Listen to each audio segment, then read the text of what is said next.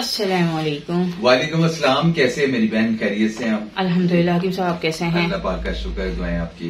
अच्छा हकीम साहब, जो आज का मेरा टॉपिक है ना वो बहुत इम्पोर्टेंट है, क्योंकि जो है आजकल बच्चियों में जो है वो मिस कैरेज होने की बहुत ज्यादा केसेस आ रहे हैं। जी, तो मैं इस टॉपिक पे आज आपसे बात करना चाहूंगी कि इतना कॉमन इशू है बट इस पे अवेयरनेस नहीं है।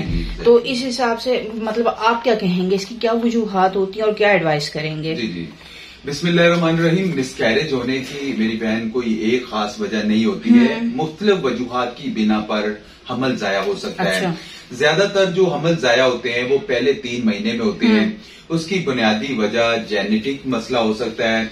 उसमें जो है वो शायद अल्लाह पाक की तरफ से बेहतरी होती है, क्योंकि अगर ये बच्चा पैदा हो जाए तो शायद वो अब नॉर्मल हो। तो इसके लिए इसे पॉजिटिव वे में लेना चाहिए। लेकिन ये सिर्फ 50% जेनेटिकली मिसकैरेज होता है। जो बच्चे ठीक ना हो वो खुद जाया हो जाते हैं। बाकी 50% बहुत सारे दूसरे प्रॉब्लम शामिल होते हैं, जो कि थायराइड, शुगर, ब्लड प्रेशर या कोई भी ऑटो इम्यून बीमारी हो सकती है।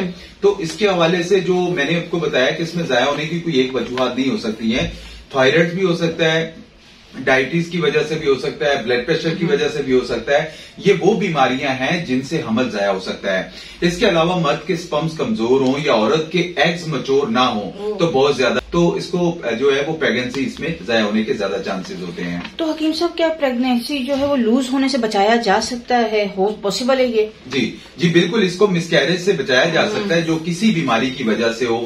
इसके लिए प्रेगनेंसी प्लान करने से पहले अपने मौलिद से जरूर मशवरा करना चाहिए। बहुत सारी खवातीन मर्द हज़रात मशवरा नहीं करते हैं और वो प्रेगनेंसी कर लेते हैं और बाद में उनको प्रॉब्लम्स होती है। ताकि आप में कोई भी प्रॉब्लम है उसको कंट्रोल किया जा सके, अपने मौलिद से जरूर मशवरा करना चाहिए ताकि वो आपको बेहतर मशवरा दे सके कि इसके लिए क्या प्लान करना चाहिए, क्या प्रॉब्लम्स आनी चाहिए। स्पर्म्स की कमी को पूरा करने के लिए स्पर्म्स की कमी को देखने के लिए सीमेन एनालिसिस करवाएं। औरत के एग्स की क्वालिटी के लिए AMH और अल्ट्रासाउंड करवाएं। तो उसके अलावा शुगर, थायराइड और ब्लड प्रेशर का लेवल कंट्रोल करें। ब्लड की कमी है तो उसको पूरा करें, या कोई भी बीमारी है तो उसको फौरी तौर पे खत्म करें, तो ही आप मिसकैरेज से जो है वो बच सकते हैं। तो हकीम साहब, इस टॉपिक पे फिर तो मेरा आपसे तीसरा जो थर्ड क्वेश्चन होगा वो ये होगा कि अगर मिसकैरेज होने का खदशा जाहिर हो जाए, और सम टाइम तो लेडीज में होता है कि कंटिन्यूसली एक के बाद दूसरा, दूसरे के बाद तीसरा जो है वो मिसकैरेज जाहिर होना शुरू हो जाते हैं असरात के भाई अब ये जो है होने लगा है, तो उसके लिए फिर क्या करना चाहिए? इसको रोकना कैसे चाहिए? मेरी बहन, हर ब्लीडिंग का मतलब मिसकैरेज नहीं होता है। अगर ब्लीडिंग हो रही है तो फौरी तौर पर किसी मौलिद से राब्ता करें। मेडिसिन के इस्तेमाल से ये ब्लीडिंग रुक सकती है और प्रेगनेंसी लॉस से भी बचा जा सकता है। और अगर खुदा ना खासा ये ब्लीडिंग बढ़ जाए तो अबार्शन की तरफ इसको लिया जा सकता है। अक्सर हमने देखा होगा मेरी बहन, बहुत सारी खवातीन को प्रेगनेंसी हो जाती है, वो वेट ज्यादा उठा लेती हैं। वेट उठाने से ये सीढ़ियां ज्यादा चलती हैं या वो एक्सरसाइज में लगी रहती है, तो उसकी वजह से भी ये प्रॉब्लम्स आ जाती है। तो इसको जो एहतियात करना बहुत जरूरी होती है, वरना अबार्शन जो है वो आगे जाके प्रॉब्लम्स आ सकती है। अबार्शन के बड़े नुकसान आते हैं। अच्छा जी, अच्छा इस पे जो मेरा आपसे चौथा सवाल है वो ये है कि ये जो 2 फैक्टर्स आपने बताए, यानी कि कमजोर स्पर्म्स और कमजोर एग्स, तो इसका क्या कोई इलाज मुमकिन है? जी इसकी बिल्कुल, मर्द के स्पर्म्स कमजोर हो या औरत के एग्स कमजोर हो तो ये प्रेगनेंसी नहीं होती है। अच्छा। बहुत सारे मैंने ऐसे मेरे पास मर्द हजरात आते हैं जिनके स्पर्म्स के काउंट बहुत ज्यादा कम होते हैं, या ओव्यूलेशन डे में खवातीन के एग्स बहुत ज्यादा कमजोर होते हैं, तो उसमें प्रेगनेंसी नहीं होती है। और अगर हो भी जाए तो लॉस होने के रिस्क जो है वो बढ़ जाते हैं। तो इसका मुकम्मल इलाज किया जाता है, मरीज की रिपोर्ट्स देखते हुए और वजह मालूम करके मुकम्मल मेडिसिन दी जाती है। इसके लिए आप हमसे बगैर किसी चार्जेस के, मेरी बहन मैं उसमें कहता हूं कि बगैर किसी चार्जेस के आप अपनी रिपोर्ट्स हमें व्हाट्सएप करें। हम आपकी रिपोर्ट्स को देख के उसके मुताबिक आपको इंशाल्लाह बेहतर मशवरा देंगे और इंशाल्लाह इसका प्रॉपरली इलाज है। और हर्बल में 2 से 3 माह का इलाज है। मेडिकल में इसमें वो यही बताते हैं कि आपका इसके मिसकैरेज होने के ज्यादा चांसेस हो गए हैं, कभी हार्ट बीट नहीं बढ़ रही है, कभी उनको अठरा का मसला आ रहा है, कभी और प्रॉब्लम्स आ जाती है।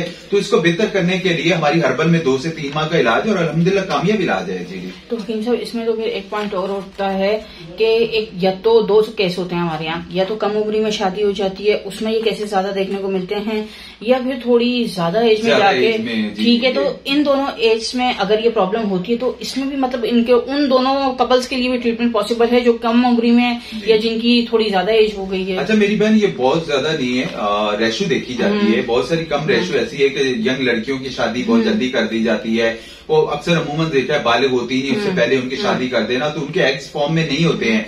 या आजकल बहुत ज्यादा एक प्रॉब्लम चल रही है पीसीओएस पॉलीसिस्टिक ओवरी सिंड्रोम या पीसीओडी का मसला आ रहा है, तो इसको कवर जब तक नहीं करेंगे आपके एग्स फॉर्म में नहीं होंगे। या अक्सर देखा है 40 साल 35 साल के बाद औरतों को तो वैसे ही मेनोपॉइजन का मसला आ रहा होता है, तो उस उम्र में अगर शादी कर देना तो वो भी एक प्रॉब्लम होती है। तो आप जब 20-22 साल की उम्र होती है, एक जो मैच्योर उम्र होती है, तो उसमें शादी करने से ये कोई प्रॉब्लम ऐसी सामने नहीं आती है। तो इसका एक प्रॉपरली ट्रीटमेंट है। बाकी इसकी रिपोर्ट्स देखी जाती हैं, चाहे वो मर्द के अंदर एजोस्पर्मिया का मसला हो, एलेगोस्पर्मिया का मसला हो, ट्यूब ब्लॉकेज का मसला हो, या वो मिसकैरेज हो किस वजह से रहा। आपको पता है हमारा एक बहुत सारी खवातीन पूछती हैं, एक 18 की प्रॉब्लम ऐसी चल रही है हमारी खवातीन के अंदर, जिसमें तीसरे महीने चौथे महीने उनकी धड़कन जो है बंद हो जाती है, तो उसका एक प्रॉपरली इलाज है। तो वो अल्लाह पाक के फजलो करम से हर्बल में हमारे पास काफी खवातीन आती हैं जो अपना प्रॉपरली इलाज करवा रही है, उसके हवाले से हम उनको बेहतर रहनुमाई कर रहे हैं। जी जी, आज तो आपने बहुत अच्छा गाइड किया। इसी टॉपिक को लेके एक और क्वेश्चन मेरे माइंड में है, उसमें भी इंशाल्लाह मैं जरूर आगे चल के सेकंड पार्ट में आपसे डिस्कस करूंगी।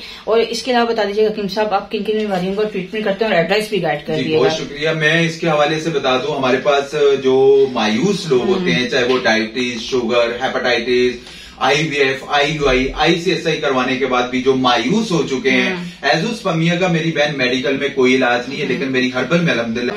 बाकी औलाद होना ना होना वो अल्लाह ताला की जात है, देने वाली जात अल्लाह पाक की है, और अल्लाह ताला के घर में देर है अंधेर नहीं है। बाकी सिंपली मेरा एड्रेस, मेरी बहन मैं रोजाना बैठता हूँ सुबह 11 बजे से लेकर रात 8 बजे तक, यूनिवर्सिटी रोड पे उर्दू साइंस कॉलेज के सामने मेरा दवाखाना है। यहाँ आप आ सकते हैं, मुझसे मुलाकात कर सकते हैं। जो आउट ऑफ सिटी से हैं, आउट ऑफ कंट्री के हैं, आपके चैनल से जुड़े बहुत सारे लोगों ने मुझे आउट ऑफ कंट्री से भी बहुत ज्यादा मैसेजेस आते हैं, वो पूछते हैं कि हकीम साहब आप जो इन्फॉर्मेशन देते हैं हम आ नहीं सकते आपके पास, तो अगर हम आप अपनी रिपोर्ट्स वगैरह आपको सेंड कर दें तो हम उनकी रिपोर्ट देखते हैं। उनके व्हाट्सएप नंबर पे हमारा चल रहा है ऑलरेडी, आप व्हाट्सएप हमें रिपोर्ट सेंड कर सकते हैं। मैं उसके हवाले से इंशाल्लाह जितना बेहतर हो सका मैं आपको इंशाल्लाह उसके बारे में बेहतर रहनुमाई करूंगा, और देने वाली जात अल्लाह पाक की। बाकी कोई भी प्रॉब्लम्स होती है, मायूसी नहीं होनी चाहिए इंसान को, हर चीज का अल्लाह पाक के फजलो करम से हर्बल में एक कामयाबी इलाज है। बहुत शुक्रिया, जज़ाकल्लाह। जज़ाकल्लाह।